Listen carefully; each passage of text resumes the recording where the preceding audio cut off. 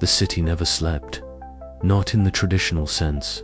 Its nights were not quiet or dark, but alive with an unsettling presence, relentless symphony of electrical storms and an omnipresent static that seeped into every corner, every crack of the sprawling urban maze. I, Elias Vaughan, had become intimately familiar with this pervasive hum. It was the soundtrack of my existence, a constant companion and, at times, a maddening adversary. My studio, a cramped room perched above the lower districts, was cluttered with outdated equipment salvaged from forgotten tech bazaars and personal projects gone awry. Wires snaked across every surface, old monitors flickered with erratic life, and speakers hissed softly as they emitted the ever-present static that blanketed the city. Tonight was no different on the surface. The storms raged outside with their usual fury, lightning splintering the sky in jagged veins of white light, thunder rolling like distant godly drums. Rain battered the grimy windows, blurring the neon glow of advertisements and the outlines of endless antennae that pierced the skyline like metallic trees.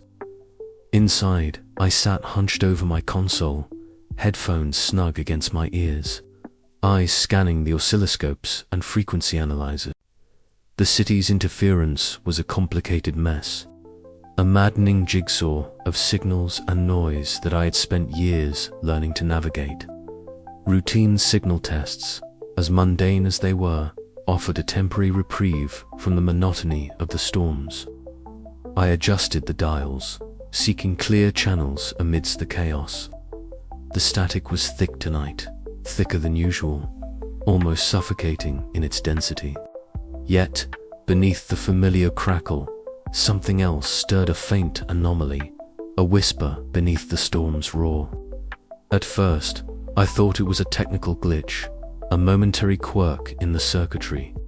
But the subtle pattern persisted, a fragile thread woven through the noise. I leaned closer, heart quickening. The monitors flickered erratically, the green waveforms dancing with strange irregularity. Through the static, I caught the barest hint of voices, indistinct, distant, yet unmistakably human.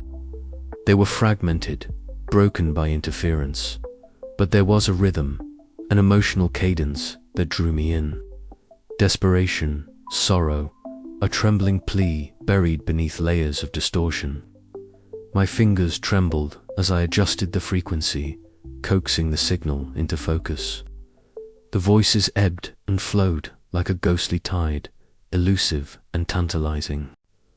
I recorded the transmissions, replaying them in a loop, trying to decipher the hidden messages. The city's relentless storm outside seemed to pulse in tandem with the mysterious broadcast, as if the very weather itself was a vessel for these spectral voices. Doubt gnawed at the edges of my mind. Was this some elaborate prank? A hallucination born of sleepless nights and overexposure to electromagnetic radiation? Yet the technical precision of the signal argued otherwise. This was no random interference, it was deliberate, and it was begging to be heard. I settled back, rubbing my eyes. The studio felt colder, the shadows deeper. In this city, where every corner was veiled by static and storm, the discovery felt like a crack in the fabric of reality itself.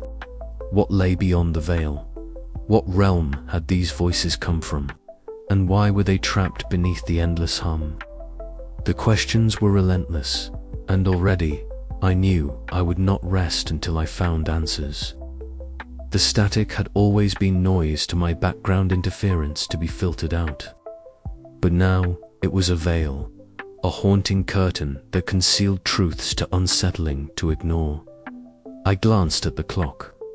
Dawn was still hours away, but the city's storm showed no signs of abating.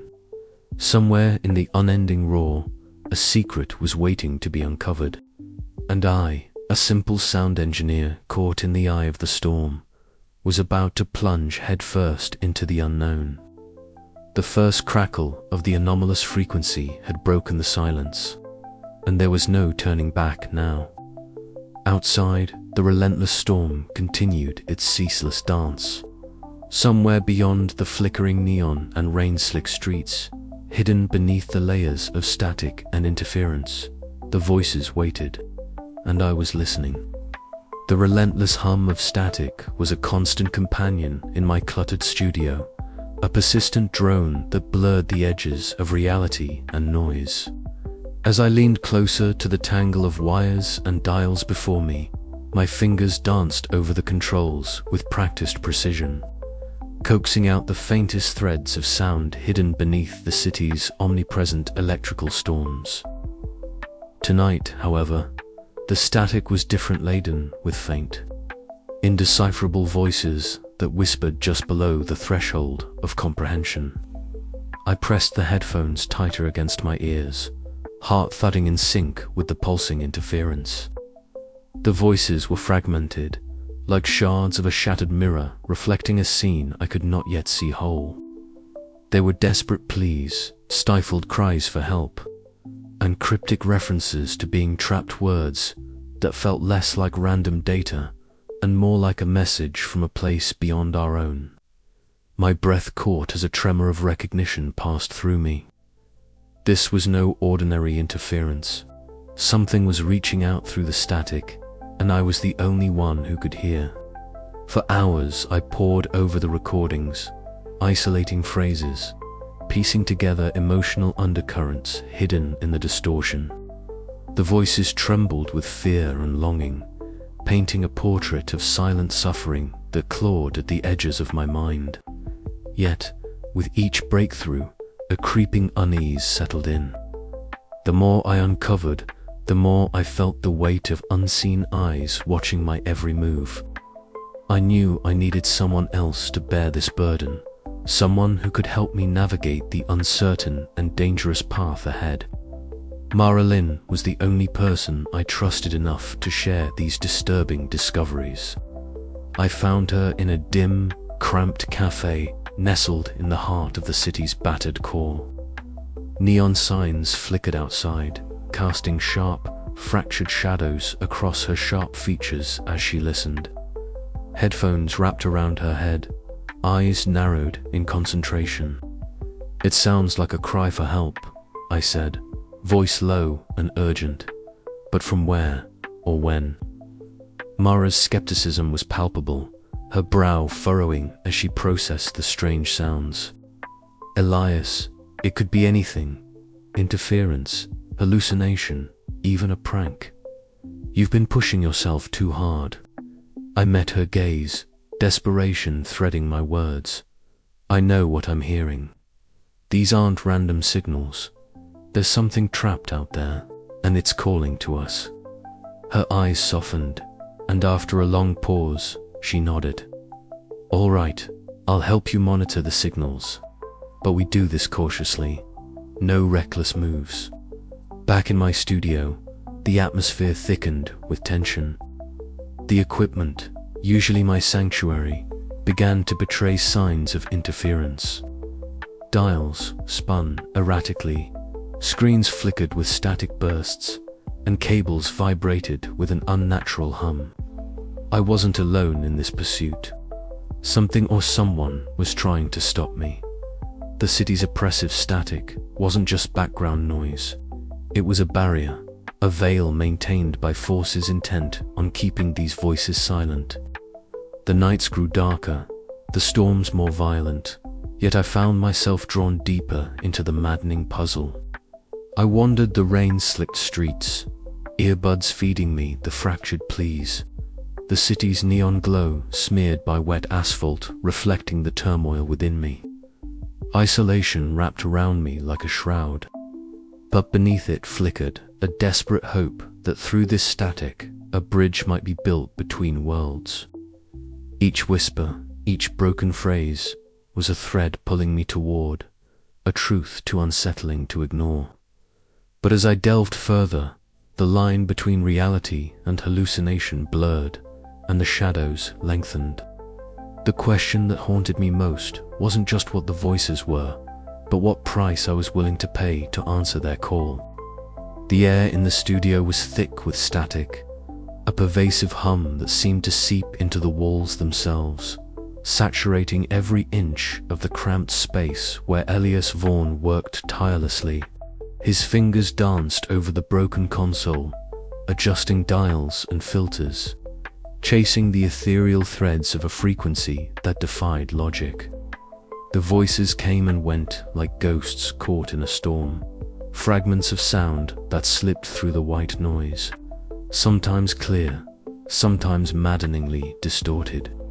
He pressed the headphones closer, willing himself to catch every syllable, every subtle inflection buried beneath the crackling interference. "Help, trapped, don't leave us." The words were faint, fractured, yet unmistakably human.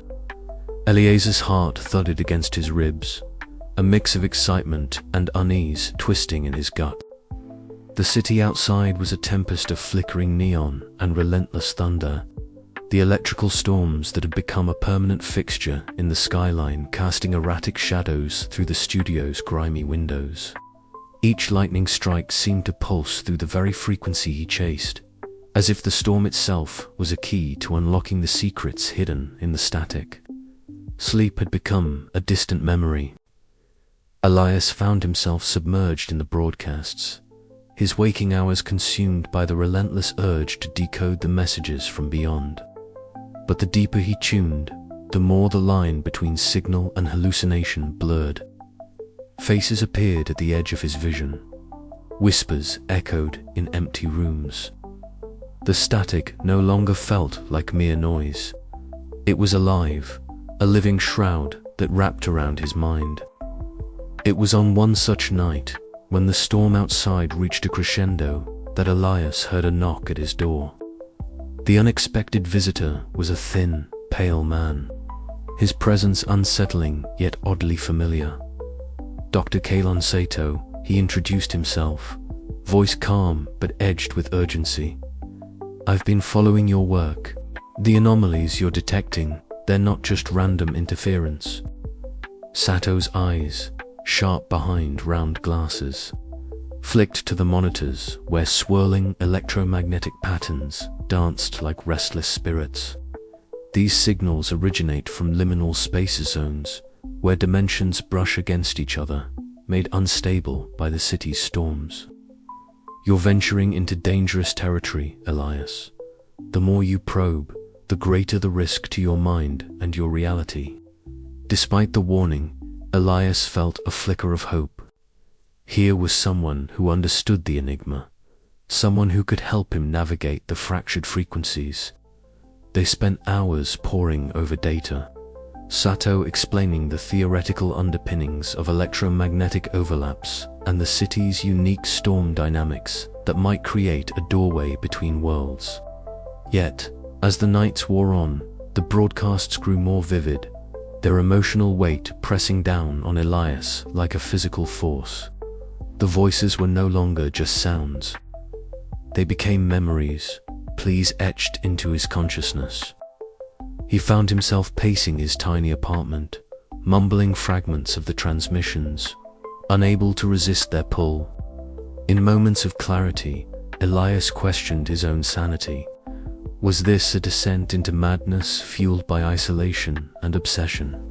Or was he truly on the verge of a breakthrough that could shatter the boundaries of known reality? Sato's presence was both a balm and a reminder of the precariousness of Elias's journey. The scientist's clinical detachment was tempered by hints of his own haunted past, and his ambiguous motives cast shadows over their alliance. The chapter closes as Elias sits alone, the storm raging outside, the static alive in his ears, and the fractured frequencies beckoning him deeper into the unknown. The boundary between worlds is thinning, and so too is the line between Elias's mind and the spectral broadcasts. The question now is not whether he will uncover the truth, but whether he will survive the cost. "If I lose myself," Elias whispered into the static, "maybe I can save them." And with that, the hum of the city's endless storm swallowed his words, carrying them into the fractured night. The electric hum of the city's unending storm infiltrated every corner of my small studio, a persistent static that had become as familiar as the beat of my own heart. Tonight, though, the usual background drone felt different, thicker, heavier, as if the storm itself had eyes. I sat hunched over the console, fingers twitching around dials and sliders, eyes scanning waveforms on the cracked monitor. The faint whispers, those fractured voices from the hidden frequency, had grown clearer in certain bursts.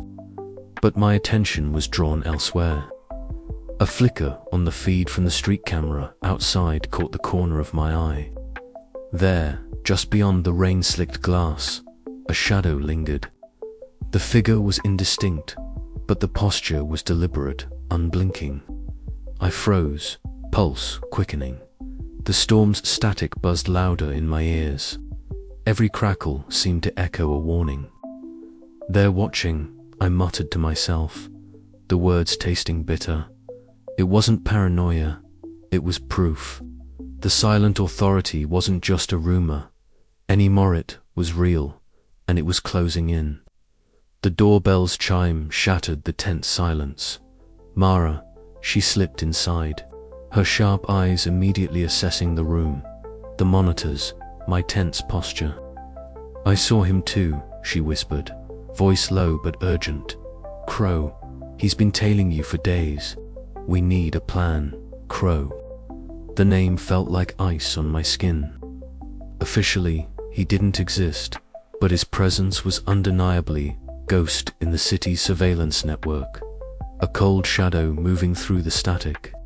His methods were subtle but ruthless: signal jammers, psychological pressure. The occasional unmarked van parked too long outside my studio. We moved quickly, scanning blueprints of the city, plotting routes and safe houses. Mara's experience as a tech journalist proved invaluable. She knew the underground networks, the blind spots in the city's all-seeing eye. We rigged makeshift jammers, layered our communications with encryption, and started using coded messages woven into my recordings. Yet, every step forward felt like treading deeper into a labyrinth. My studio, once a sanctuary of sound and clarity, now felt like a cage humming with unseen threats. The storm outside intensified, lightning flashing through the grimy windows, casting erratic shadows.